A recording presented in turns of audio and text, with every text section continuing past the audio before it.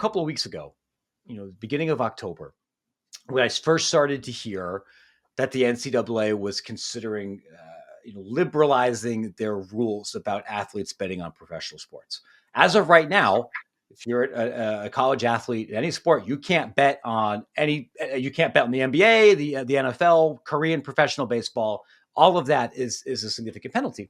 And I remember thinking, well, boy, the kids these days they're all betting on their phones. Like, sports betting feels completely ubiquitous for any male under 30, and if you don't have the manpower to punish everybody or to track everybody, yeah, maybe it makes sense to just focus on the worst of the worst, which would be betting on college sports. And as I talked to some Power Four ads and a couple of other folks in other departments, this came up. Like, yeah, that was the argument. And the thing that caught my eye um, was Gene Taylor, who is the AD at Kansas State, and in my professional estimation, somebody whose temperament, as I've known him, is probably closer to Mr. Rogers than like a rhetorical bomb thrower on the internet. And he gets up and says, "What are we thinking? This makes no sense. I hope we don't do this. I think it's a bad idea." And I talked to him yesterday, and he wanted to understand what his thought process was. And I wrote about it a little bit. And there were three things that kind of stuck out to me that I think is changing my perspective on this. One, and I mentioned it, I think I undersold it in the story, but I think it's very funny. That when Gene was in college, like at a resort near Lake Tahoe, I think he was a blackjack dealer, which sounds like a great job when you're when you're young. But he was telling me that if you hang out in casinos a lot, and maybe Colin Sherwin, I see us in the chat. Like maybe this lines up with his experience. If you're in casinos a lot, I think you see a lot of people at not their best, and maybe would be a little bit more attuned to the dangers of problem gambling behavior or around that world.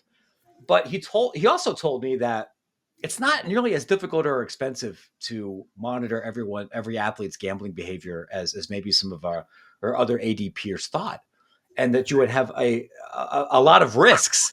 Not so much about just inside information. Dudes in college talk to their friends in the NBA and the NFL, and they're going to get injury information. That stuff's going to get out there.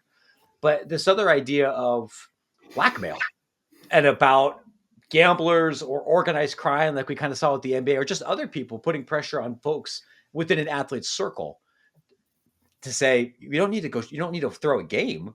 You don't even necessarily have to shave points. You just have to screw up in this one very specific thing so we can make prop bets based on it. And his thinking was it makes more sense to close that entirely. You say, if you want to gamble, go play cards, go bet on the ponies, than do anything with sports. And I hadn't really thought about it that way. Kyle, we haven't talked about this yet. I'm curious what you think. You've been in different athletic departments than I have, and honestly, probably talked more to athletes than I have over the past couple of years. What did you think about this? I mean, I think it's absurd. And I also think it's weird. I mean, I've heard no one come out in favor of it. So, like, how did it pass? Yeah. Everyone's coming out just vocally against it. But I mean, it just doesn't make sense. I don't know. My one of my theories is like, if they make this legal for college athletes to bet on pro sports, there's just going to be like less scandals, and there's going to be less stories in the news of college athletes getting busted for this kind of stuff. But yeah, it just doesn't make sense. I mean, the conflict of interest of your buddies playing in these pro sports and gaining inside information, it just seems like a massive, not even like an unintended consequence. It just is like, It's right there blinking red. I have some sympathy for the idea that like most people are probably putting $25 on the Super Bowl, even if they're not real gamblers. And do you want to go bring the whole weight of the NCAA infrastructure on those people? The idea about how did this get passed, I think, is interesting too, because Gene mentioned this, and I've heard this from at least one other AD that I talked to, that like this wasn't really discussed in front of the whole NCAA membership. I don't think the Big 12 ADs had a chance to really deeply talk through this. My understanding is that Gene's not the only Big 12 AD that's like, this is a bad idea, but there were others that said it was good, but they didn't really have time to just to really battle it out because it just went to this cabinet. And it's kind of the tricky thing in the NCAA, right? Because if you, was this common complaint that we heard so much, and I'm sure you probably heard it too, is it takes freaking forever to get anything done. You've got 380 schools. I could not get out a whiteboard and do the how a bill becomes a law in college sports thing with you guys because I don't even know. There's so many different committees and subcommittees and everything. So let's expedite some of this legislation. But then there are some times when maybe you actually do want to slow down. This might have been one of those things. Real quick, I do want to note what my buddy Colin has said here in the chat. Colin, and for those that don't know, Colin is a longtime gambling expert and somebody in this extended universe.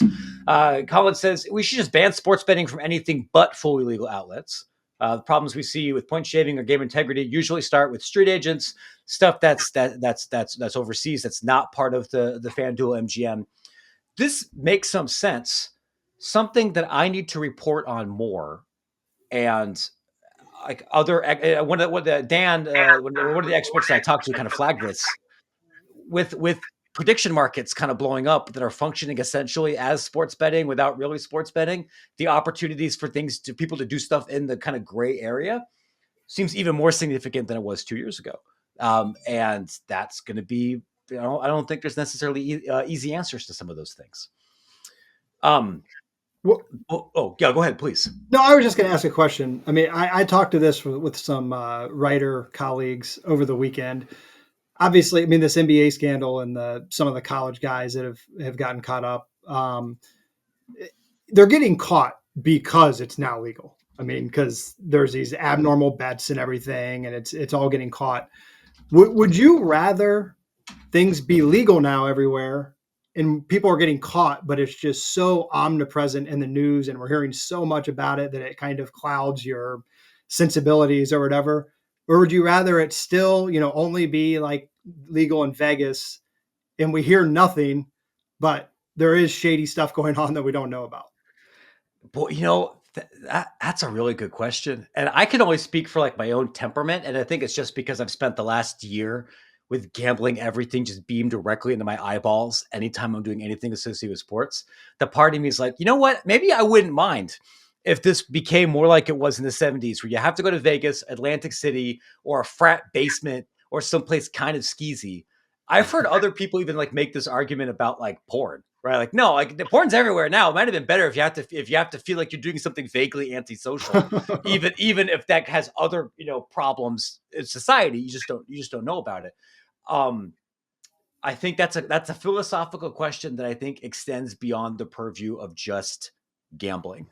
And I don't know if I feel really passionately one way or the other. But you are right. And Collins told this to me, and other folks I've talked to have said this to me. Like, yeah, I understand why you might not be comfortable with this being a 24/7 conversation, but the regulators have it's so much easier for them to capture crazy activity now that all of the action isn't just happening with Bovada or something Yeah. place that's based in Ireland or Costa Rica. Totally And I get think that. it's frustrating because I don't know. I still feel like a lot of the general public doesn't understand that. Like anytime one of these gambling scandals happens, it's like criticism and look, like these games are rigged. But it's like, no, you don't understand. Like the reason they're getting caught is because it is now legal. Yeah, I don't know about you. I don't think I don't worry that the games are rigged. I No. I worry that there are probably people manipulating some stuff around prop bets, particularly in like low major college basketball, where people aren't making a lot of money and a lot of trainers are making nothing. But I'm not worried about anyone throwing a game. Um, and it has been kind of heartening to see people get caught, especially like the Alabama baseball coach. That's like the world's dumbest criminal. And we've joked about this before. If you bet an amount of money with a comma in it on a college baseball game, you should immediately go to jail. It doesn't matter like how legitimate it is. Like you have a problem if you're laying $1,000 on like the Lamar Southeast Louisiana Wednesday nights like classic. You should go to jail for your I own mean, good. have you read about the Toledo Eastern Michigan basketball game from last January No, that tell came tell out? tell me some more about I that. mean, like Thanks for popping in, Greg. there were three different bets placed all in Louisiana, like $10,000 on the first half line of the Toledo. It's like what? Like you Yeah, think you're going to get away with that? Like doing that. You're right. It's just a gigantic red blinking sign that says, "Hi, I am committing lots of crimes. This is not regular social behavior. Maybe if you bet on an Eastern Michigan game every single time over the course of a season, that might not look as sketchy, but that's wild, man.